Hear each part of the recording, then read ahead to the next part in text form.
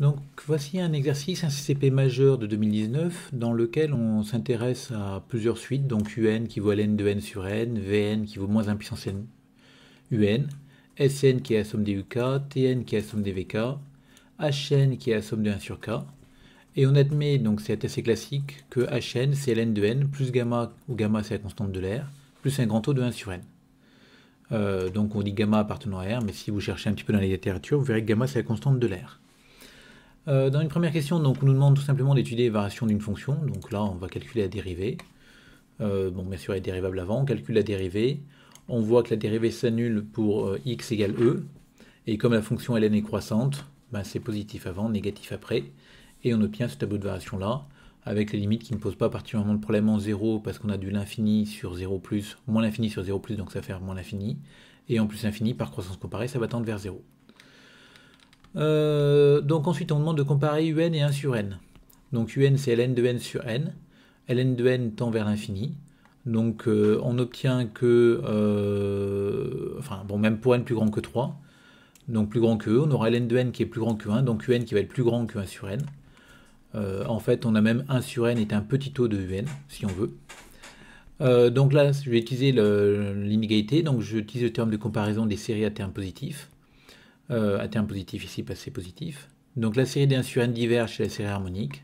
Donc par comparaison, la série des UN, qui est, enfin le UN étant plus grand que 1 sur n, va diverger aussi. Donc vous remarquerez qu'ici que je me place pour n plus grand que 3 parce que l'inégalité n'est valable que pour n plus grand que 3. Mais je vous rappelle que la nature d'une série ne dépend pas des premiers termes. Donc comme la série pour n plus grand que 3 diverge, la série pour n plus grand que 1 va diverger aussi. Ensuite pour la nature de la somme des Vn, donc la somme des Vn c'est la somme des moins 1 puissance n UN. UN c'est une quantité positive, donc avec le moins 1 puissance n ça va être une série alternée. Et donc on va essayer d'utiliser le théorème le critère des séries alternées. Mais la valeur absolue de Vn c'est UN. UN c'est f de n. Et on a vu que f de n à partir du rang 3 est décroissante et tend vers 0. Donc on peut appliquer le critère des séries alternées. Parce qu'à partir d'un certain rang, la valeur absolue de Vn tend en décroissant vers 0. Et donc j'obtiens que la série des Vn, qui n'est autre que la série des moins 1 puissance n UN, converge. Bon, ensuite, on nous demande de montrer que S2n moins Sn est égal à ça. Donc là, ça va être assez calculatoire. Donc on va partir de S2n et de Sn, donc remplacer là-dedans. On voit qu'il va y avoir un télescopage parce que là, pour S2n, on va de 1 à 2n. Pour Sn, on va de 1 à n. Donc il va nous rester finalement que les termes de n plus 1 à 2n. Et je remplace le UK par sa valeur, donc ln de k sur k. Je vais changer d'indice pour faire apparaître du j plus n. Donc pour j variant de 1 à n, des ln de j plus n sur j plus n.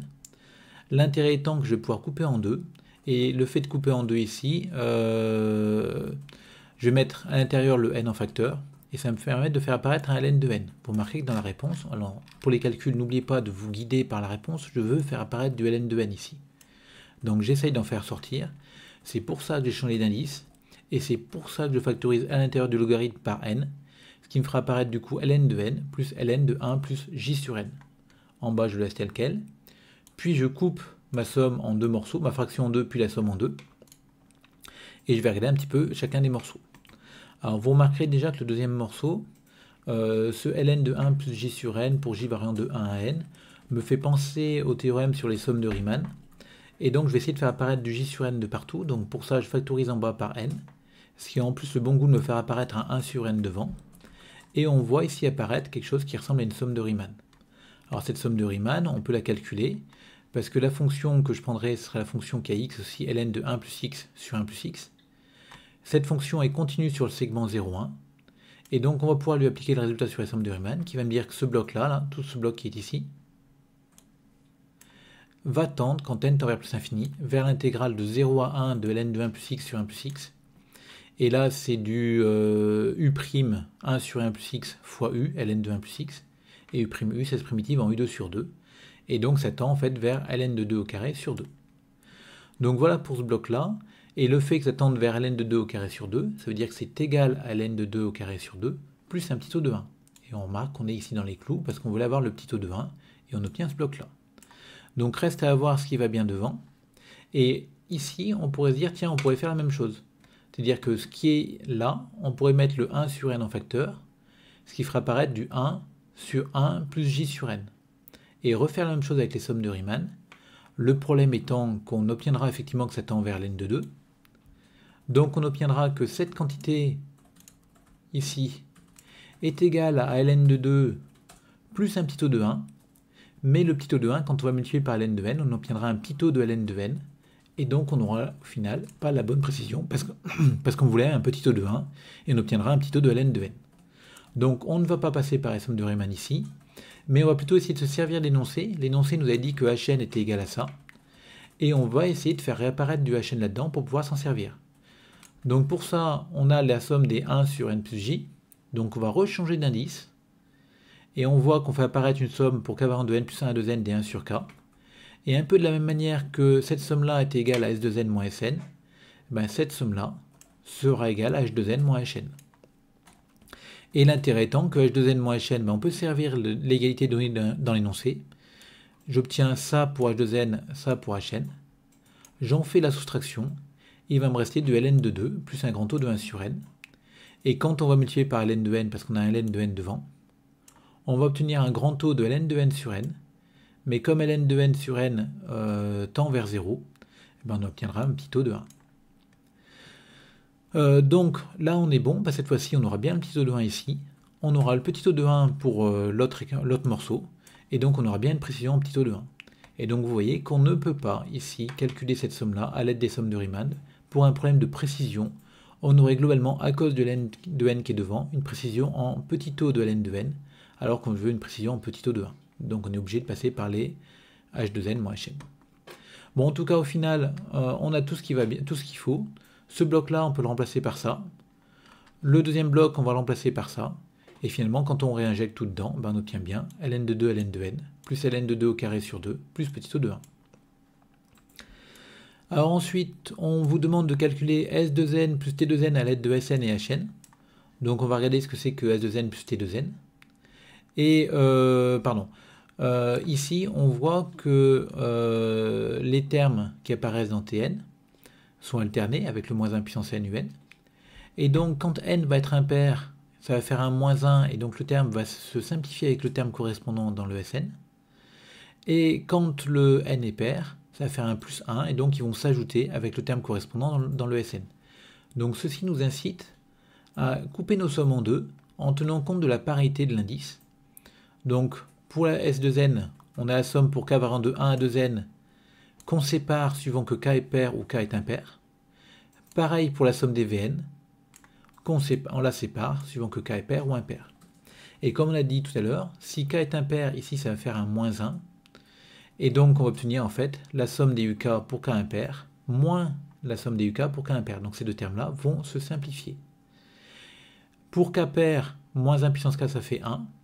Et donc cette fois-ci, ces deux sommes-là vont s'ajouter et on va l'obtenir du coup en double. Donc on va obtenir deux fois la somme des UK pour k variant entre 1 et 2n et k pair.